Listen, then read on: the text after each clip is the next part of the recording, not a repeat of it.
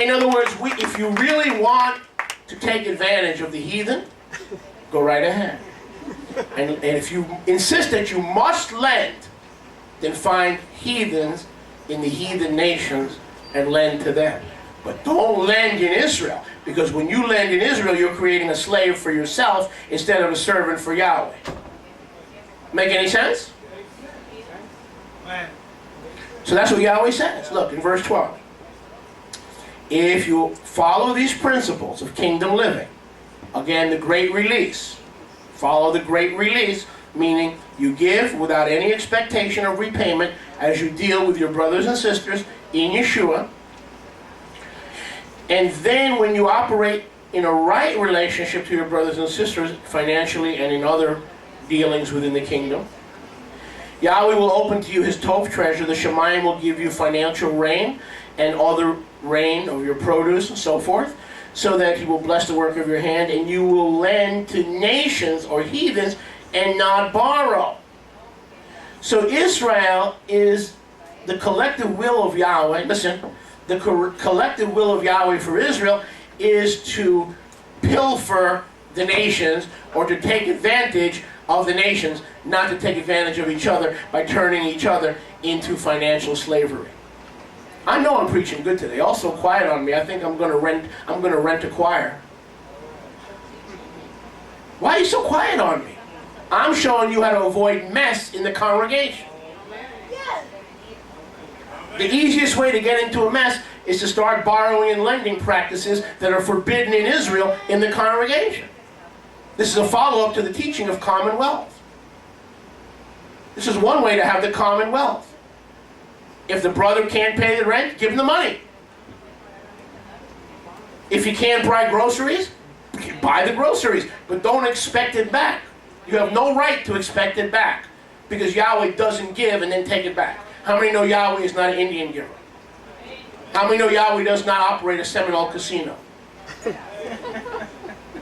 I believe that, Rabbi. I know for a fact that Yahweh does not operate a Seminole casino. Is anybody getting this? Yahweh is not an Indian giver. He gives and keeps on giving. He is like the Energizer Father. Before there was an Energizer Bunny, there was an Energizer Father. He keeps on giving and giving. Yahweh, Yahweh, okay, give. Yahweh, please, okay, give. Yahweh, I need to have family, give. Have real estate, give. Yahweh is the gift that keeps on giving. Yahweh is the ultimate giver.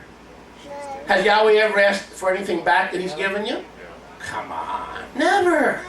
Never. Aren't you glad Yahweh doesn't take his children back from you? Or his house? He guards it, treasures it as if it was his own. Can I hear a good amen?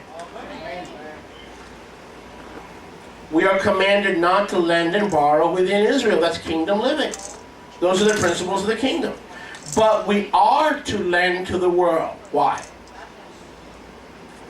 Because Yahweh has ordained that the wealth of the sinner or the non-Israelite nations is laid up for you and I. Why borrow from the world when it is already laid up for you? Okay.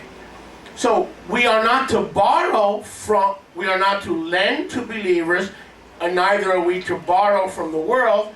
We are to lend to the world. You know why we're not lending to the world? Because we're busy borrowing from brothers and sisters.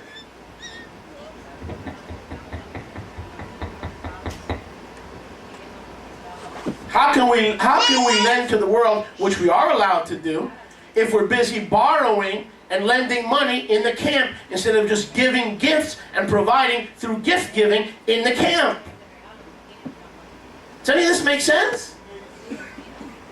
Baruch Hashem. You've never heard that? That's all right. You're in the right place for new understanding. Baruch Hashem Yahweh. Yahweh has ordained that the wealth of the sinner or the non-Israelite nations is laid up and stored for you. So why borrow from the world when it's already laid up? Go with me here. Look.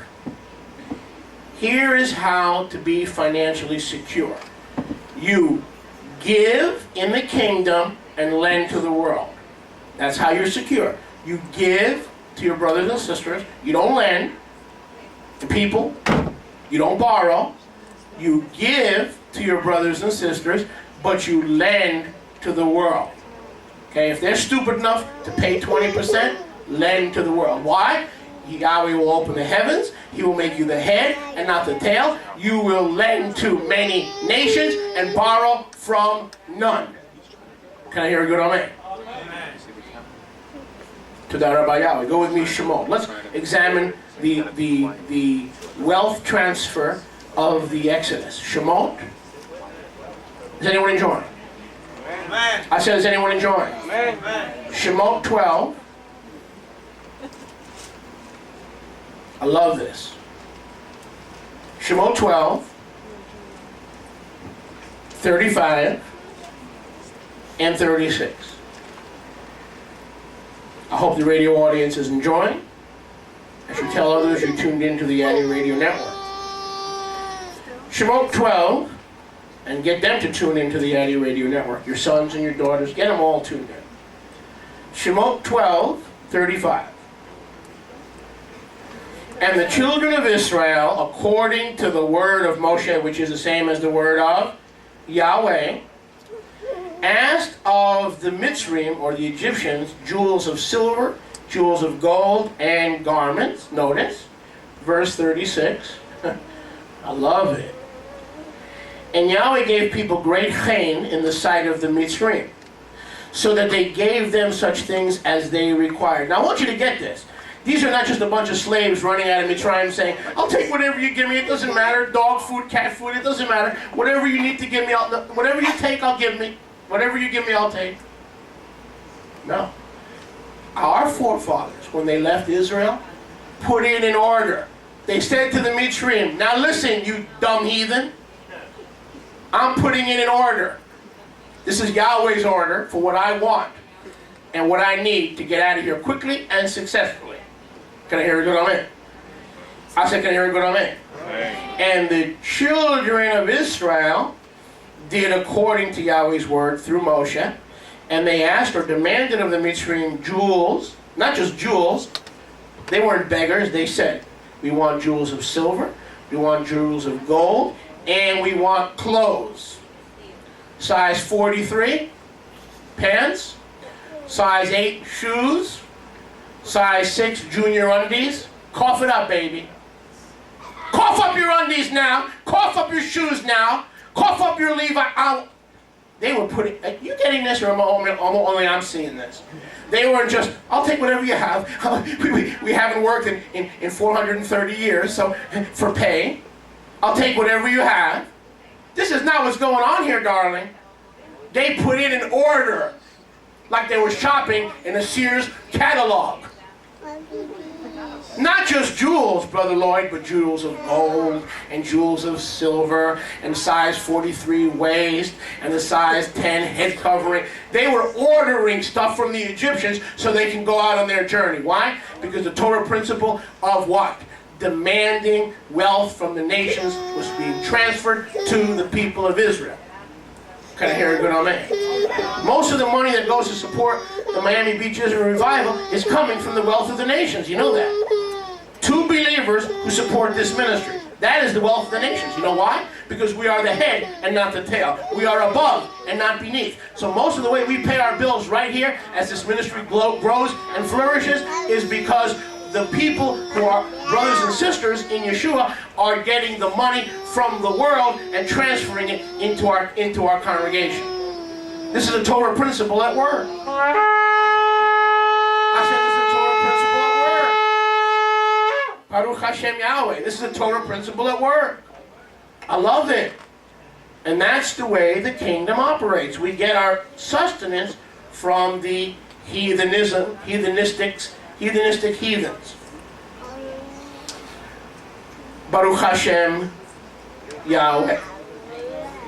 Brothers and sisters, Yahweh's tabernacle was built with these gifts we just read about in Shemot chapter 12. These gifts, how many know that it was these gifts that built the wilderness tabernacle?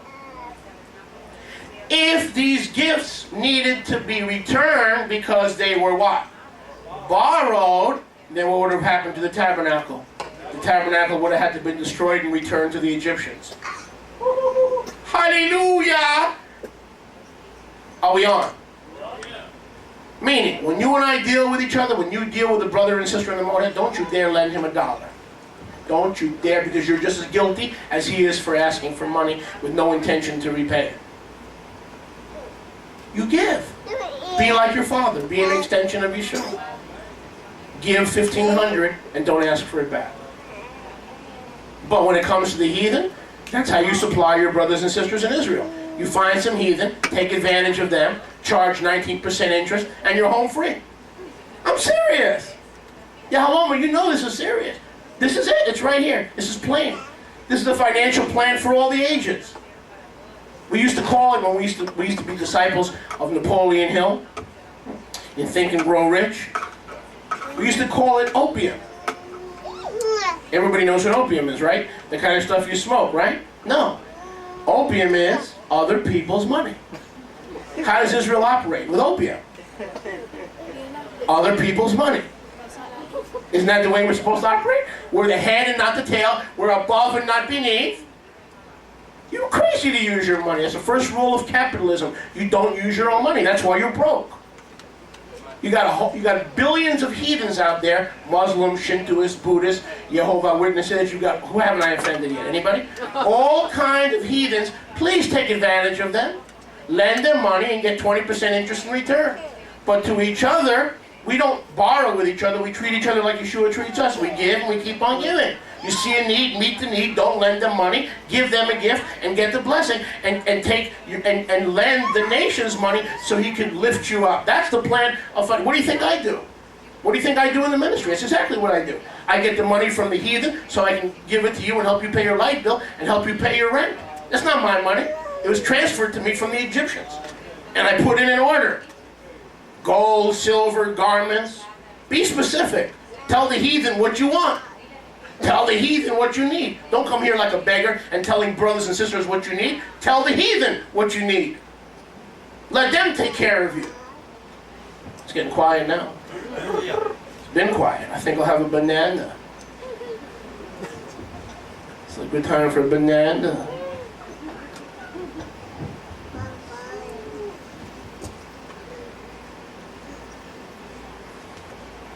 Everything Israel needed to build the wilderness tabernacle was given. Ask the heathen, put it in order. It's like you're driving through, Checkers or McDonald's. I'll have a burger with ketchup, hold the mayo, chicken sandwich, no onions. We put in orders. Why don't we do that when financing? Tell the world what you want.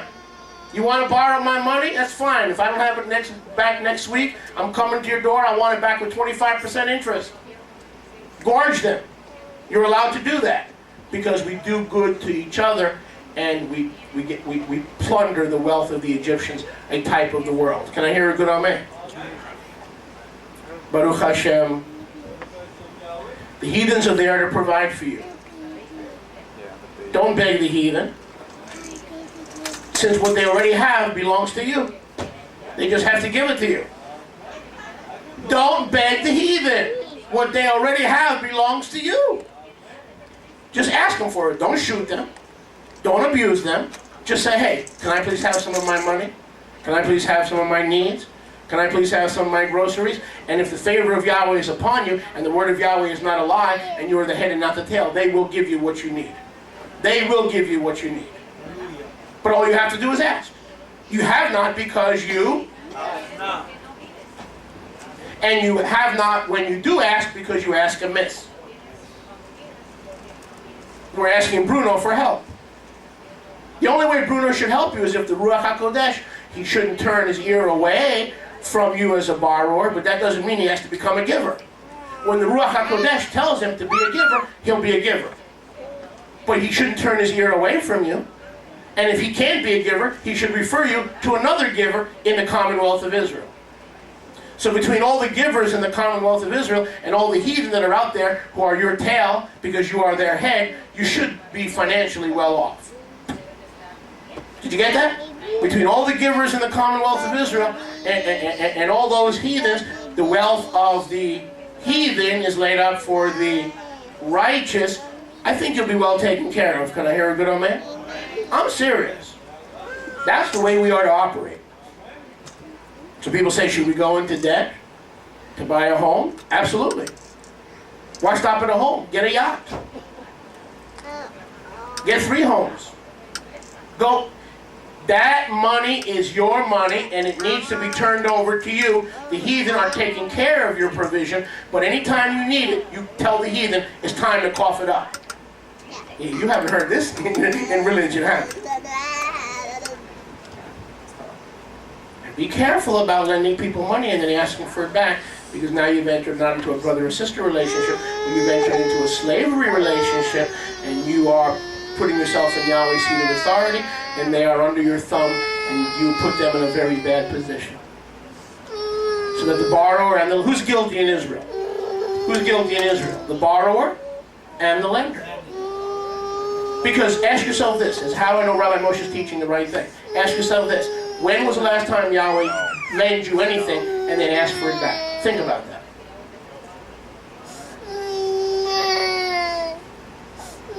Never. Never. Praise Yahweh for that too. Hallelujah. So Yahweh's tabernacle, or his kingdom, or the place of his dwelling, his presence, today of course that's the local assembly, is built with the gold, the silver, and the garments of Mitzrayim. That's where they got the high priest garments. That's where they got the clothing. Don't beg the heathen, because they are guarding or safekeeping what is yours. Born-again Israelites are the world's stewards. Go with me to Shemot 3:21. Is anyone enjoying? Because if you're not enjoying, I'll stop now. And then you'll be left with coffee and cake. There's no food. And you'll be prematurely Shabbated at home. You don't want to be premature. If it's 3 o'clock in the afternoon and you're home, you probably do something you shouldn't do. So if you don't want me to stop, I'm going to have more support here. Shemot 3:21. Shemot 3:21. Thank you, Mordechai. I will give this people favor in the sight of the Mitzrayim. And it shall come to pass, when you go out, you will not go empty. But every woman shall take, not beg, take from her neighbor, and from her that sojourns in her bayit, jewels of silver and jewels of gold, and garments, and you will put them upon your sons and upon your daughters. You shall plunder Mitzrayim. Did you get that? Hallelujah. In other words, what were they doing? They were slaves for 430 years. The Egyptians had taken their shoes and their garments and their jewelry, and now they're taking it back because they are about to experience the Exodus.